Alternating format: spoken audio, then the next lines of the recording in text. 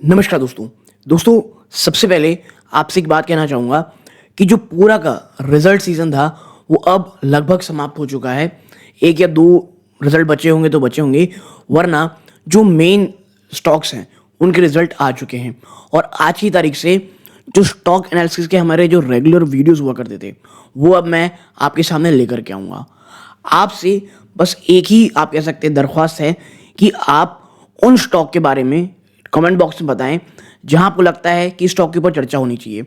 Stock मैं आपसे बस यही कहूँगा, सेलेक्ट वो कीजिएगा जहां पर ना गिरावट बहुत ज़्यादा हो रही हो। ठीक है, जो स्टॉक बहुत ज़्यादा रैली कर चुके हैं, जो ऑलमोस्ट 4-5 गुना हो चुके हैं, उसके ऊपर बात करने का मतलब नहीं है दोस्तों। क्योंकि जो रिटेल निवेशक होता है स्पेशली, वो डिलेमा में ये रहता है कि भाई जो गिरावट वाले स्टॉक्स हैं उसमें क्या करना चाहिए। सो प्लीज़ आप कमेंट करके मुझे ज़रूर बताएं कि वो कौन से स्टॉक्स हैं जहाँ पर चर्चा होनी चाहिए। और आज जिस स्टॉक की मैं चर्चा करने वाला हूं वो उन्हीं पिछले कुछ जो रिजल्ट का पूरा सेशन चल रहा था उसमें जो क्वेश्चंस निकल के आए थे, जो स्टॉक्स की बहुत ज़्यादा चर्चा थी, उसके ऊपर हम चर्चा करेंगे। जी हाँ, स्टॉक का नाम है क्रेडिट एक्सेस ग्रामीण। वो आपके स्क्रीन में भी दिख रहा होगा, क्रेडिट एक्सेस ग्रामीण। ओके, तो सबसे पहले देखेंगे कि गिरावट कितनी भयंकर है, वैल्यूएशन देखेंगे, फिर हम देखेंगे कि रिजल्ट किस प्रकार क्या रखे हैं, शेयर होल्डिंग पैटर्न कहाँ पे, किसे माल बेचा जा रहा है, और वीडियो के अंत में जो सबसे ज़्यादा इंपॉर्टेंट चीज़ होती है वो है लेवल्स। कहाँ पर सबसे ह्यूमंगस सपोर्ट अभी चल रहा है। और इसके पहले ना मैंने एक वीडियो बनाया था जहाँ पे मैंने एक आर्टिकल का जिक्र किया था जो टारगेट क्रेडिट एक्सेस ग्रामीण को करता है कि आखिर प्रॉब्लम क्या चल रही है। ओके, तो अब जब Q2 के नंबर्स आ चुके हैं, आप कह सकते हैं जितना पानी बहना था वो बह चुका है, तो अब देखते हैं आगे क्या करना चाहिए। बट प्लीज़ वीडियो को ज़रूर लाइक कर दीजिए ताकि यूट्यूब और को रिकमेंड करे। अगर चैनल में पहली बार आए हैं तो इसी प्रकार के स्टॉक स्पेसिफिक वीडियोस मैं बनाता हूं दोस्तों। सो प्लीज़ वीडियो को लाइक करके, चैनल को सब्सक्राइब करके ऑल नोटिफिकेशन ज़रूर दबा दीजिएगा।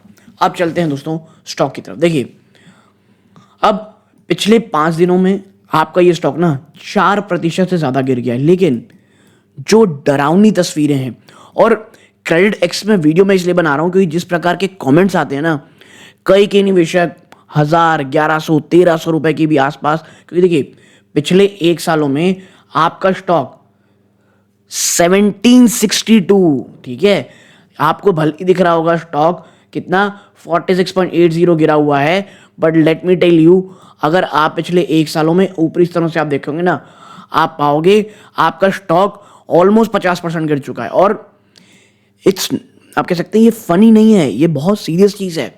आप ज़रा सोचें, जो निवेशक यहाँ खरीदा होगा, इवन मैं कहता हूँ जो निवेशक भाई साहब यहाँ खरीदा होगा, ठीक है, वो भी तो निगेटिविटी रिटर्न में है, उसके भी तो पैसे ऑलमोस्ट 40% गायब हो गए। यहाँ पे जिसने खरीदा होगा, और 12 फरवरी 2024 की बात कर रहे हैं आप, तो वहाँ से भी आपका स्टॉक 45% टूट चुका है। और सबसे डरावनी चीज़ है ना, ये पार्ट है जो इतना भयानक टेक्निकल वीकनेस दिखा रहा है कि समझ में ही नहीं आ रहा है क्या करना है। ठीक है, और मैं इसीलिए कह रहा हूं कि ये एक डेड सीरियस सिचुएशन है। रीज़न क्या है, एक बहुत ही लेमन लैंग्वेज में बात करेंगे तो भाई साहब रीज़न है जो माइक्रो फाइनेंस के लोन हैं। और आरबीआई लगातार बार बार ये बात आपसे कह रहा था कि भैया गड़बड़ चीज़ें हैं। अभी कुछ दिन पहले मैं देख रहा था इनके टॉप मैनेजमेंट जो क्रेडिट एक्सेस ग्रामीण के हैं, वो कह रहे थे भाई ऐसा नहीं है, हम बाउंस बैक करेंगे, हम कोई ऐसी वैसी कंपनी नहीं है, हम जो हमारे टारगेट्स हैं, जो हम उसमें पॉजिटिव आगे बढ़ेंगे और हम करेंगे। और मुझे ऐसा लगता है कि हाँ भाई, शायद एक बार बाउंस बैक किया जा सकता है। लेकिन क्या इतनी भयानक गिरावट के बाद आप क्या कर सकते हैं? तो देखिए, एक एक करके मैं चर्चा करता हूँ। सबसे पहले ज़रा देखते हैं स्टॉक को, वैल्यूएशन को। अभी देखिए, मात्र 10.6 की पी में आपके स्टॉक मिल रहा है। इंडस्ट्री की पी 23 है, ठीक है। बुक वैल्यू आप देखोगे तो 2 टाइम्स से थोड़ा ज़्यादा हो सकता है, तो हो सकता है, ठीक है, इवन 3 टाइम्स भी नहीं है। 10 रुपए की फेस वैल्यू का स्टॉक है। आरओसी देखिए, आरओसी 14.8 है, बहुत अच्छा नहीं है। रिटर्न इक्विटी 24.8, ऑलमोस्ट 25% है, ठीक कहूँगा मैं इसको। कोई प्लेज परसेंटेज नहीं है। प्रमोटर की ओनली 66.5% है। लेकिन यार, प्रमोटर ना लगातार स्टेक सेल कर रहे हैं, ठीक है, और वो लगातार चल रहा है, इसमें कहीं कोई दो राय नहीं है। ओके, अब आगे चलते हैं कि आखिर इतना क्या खराब रिजल्ट आ गया कि कि इतनी भयानक स्तर पे चर्चा चल रही है, ठीक है। और देखिए जो लास्ट सेलिंग गई है ना, लास्ट टाइम ये भी देखिए, ये हल्का सा आपको अभी भी ना ये बार लगातार ऊपर ही दिखाई दे, ये बड़ा और ये लगातार ऊपर ही दिख रहा है। तो सेलिंग ना अनप्रेसिडेंटेड वे में चल रही है। तो सबसे पहला रूल, गिरते चाकू को अपने को नहीं खरीदना है भाई साहब, ठीक है। अगर ले भी रहे होंगे स्टॉप लॉस लगा के, हम लेवल्स की चर्चा करेंगे आगे। बट पर्सनली डिस्क्लोजर ग्रुप में आपको बता दूं, मेरी या मेरी फैमिली मेंबर क्रेडिट एक्सिस ग्रामीण में नहीं इन्वेस्टेड है, ठीक है। तो क्यों नहीं है? क्योंकि यार ये दिख रहा था, स्पेशली क्रेडिट एक्सिस ग्रामीण में ये दिख रहा था। और जब मैंने स्टॉक में आपके साथ थोड़ी बहुत वीडियो बनानी शुरू की एग्रेसिवली, Q2 के नंबर्स आने वाले थे, ठीक है। तो Q2 का इंतजार करने वाले थे, और उसके बाद तो जिस प्रकार गिरावट हुई है, दैट्स नॉट गुड, ओके। अब आगे बढ़ते हैं। यहाँ पे हम देखिए कंपनी ने जो Q4 के नंबर आपके सामने पेश किए हैं, Q2 के माफ कीजिएगा, 1453 करोड़, एक साल पहले क्या था 1247 करोड़, जंप है, वेरी नाइस। लेकिन मैं कहता हूँ फाइनेंशियल चीज़ को आपको क्वार्टर देखना है, तो क्वार्टर आपकी गिरावट हुई है, ओके। आपके जो आप कह सकते हैं यहाँ पे प्रॉफिट बिफोर टैक्स आपका कितना आता है, 469 करोड़ से घट करके आप 252 करोड़ हो गए, सिर्फ मात्र 252 करोड़। आपका नेट प्रॉफिट 349 था, जहां पे वो घट करके 186 हो गया, और 398 करोड़ से तो घट के 186 करोड़ पे आप आ गए हो। आपकी ईपीएस ऑलमोस्ट 22 रुपए की थी एक साल पहले, वो भाई साहब 11 रुपये 67 पैसा हो गई है। क्वार्टर स्थिति और भी ज़्यादा भयावह है। और इसके साथ ही साथ आपको मैं कुछ दिखाता हूं, कंपनी का ग्रॉस एनपीए 2.4 माफ कीजिएगा, ग्रॉस एनपीए जो है 2.44% पे है। क्वार्टर ये डिजास्टर है। ईयर ऑन ईयर तो ये आप कह सकते हैं एक, मैं कहूँगा क्राइम है ये, इतना भयानक होना। और आप समझिए इस चीज़ को, जो माइक्रो फाइनेंस की जो लोन्स हैं उसमें कितना ज़्यादा स्ट्रेस चल रहा है। और इसीलिए मैं कहता हूँ कि लोन बांटना तो सबसे आसान काम है इस दुनिया का। आप पैसे देना शुरू करेंगे, आपके घर के बाहर लाइनें लाइनें रहेंगी। और जिस तरह से म्यूचुअल आप कह सकते हैं जो माइक्रो फाइनेंस को लोन बांटा जा रहा था, वो इस बात का क्लासिक एग्जाम्पल है। लेकिन आपको पे तो करना पड़ेगा, पे तो कोई कर ही नहीं रहा है। ये आप लगातार बढ़ रहे हो, आप देख रहे हो, वो 1 2 3 और चौथे क्वार्टर में ट्रिमेंडस शार्प जंप। आपकी नेट एनपीए जो 24 पैसा 29 पैसा थे एक साल पहले, वो 0.76% हो गई, क्वार्टर में भी गिरा बढ़ोतरी है। तो ये बिल्कुल भी अच्छे सिग्नल नहीं है। और इक्विटा स्मॉल फाइनेंस बैंक ने तो भाई साहब ये बात भी कही कि आने वाले 2 क्वार्टर भी हमको थोड़ी परेशानी होगी। और आपको याद होगा बंधन बैंक में पहली बार जब ये इशू आया, आज तक बैंक उस भयावह स्थिति से उबर नहीं पाया है। जबकि मुझे ऐसा लगता है थोड़ा बहुत ना कहीं उसकी किस्मत भी खराब है, ठीक है। वो बेचारा जब भी अच्छी करता है या तो फिर उसके बाद बाजार गिर जाता है, जब वो खराब कर रहा था तो वो तो गिरता ही है। तो क्या क्रेडिट एक्सिस ग्रामीण के साथ भी ऐसा ना हो जाए, ओके। नीचे चलते हैं, शेयर होल्डिंग पैटर्न को देखते हैं। देखिए क्रेडिट एक्सिस ग्रामीण अगर आप देखेंगे तो प्रमोटर जहां मार्च 2023 में 73.68 रखता था, अब मात्र 66.44 है। पिछले कुछ समय से भले कुछ पॉइंट समथिंग, लेकिन सेलिंग तो जारी है। आपकी जो एफआईआईज हैं वो भी लगातार, ये देखिए, अब बेच रहे हैं। आपके डीआईआईज लगातार बेच रहे हैं। माल किसके पास गया? सीधा पब्लिक, चुपचाप पब्लिक माल खरीद रही है। और मैं हमेशा कहता हूं जब तक बड़े इन्वेस्टर वापस नहीं आते, स्टॉक बहुत बड़ी तेजी से नहीं चलता। और क्रेडिट एक्सिस ग्रामीण कहीं से भी कोई भी एक स्पेशल केस नहीं है, यहां पर भी वही होने वाला है।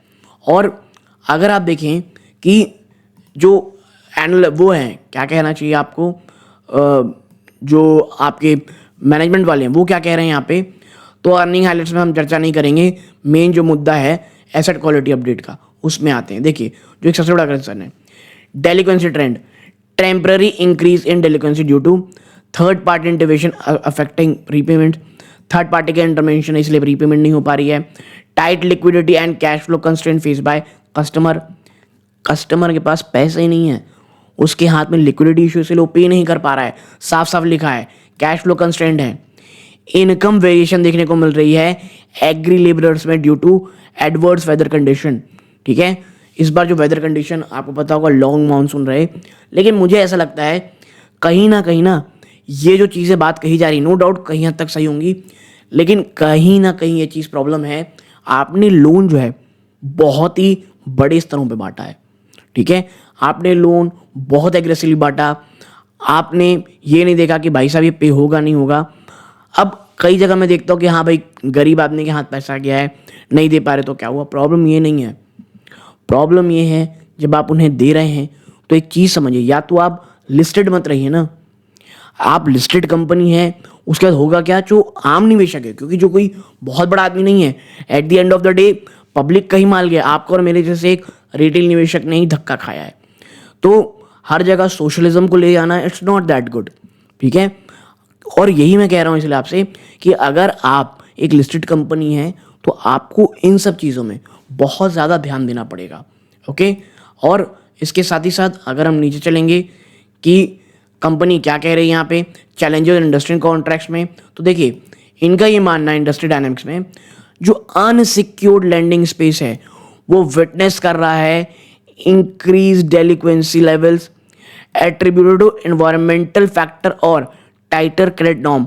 आरबीआई ने जो टाइटर क्रेडिट नॉर्म लेकर के आया उसके कारण इश्यूज देखने को मिल रहे हैं।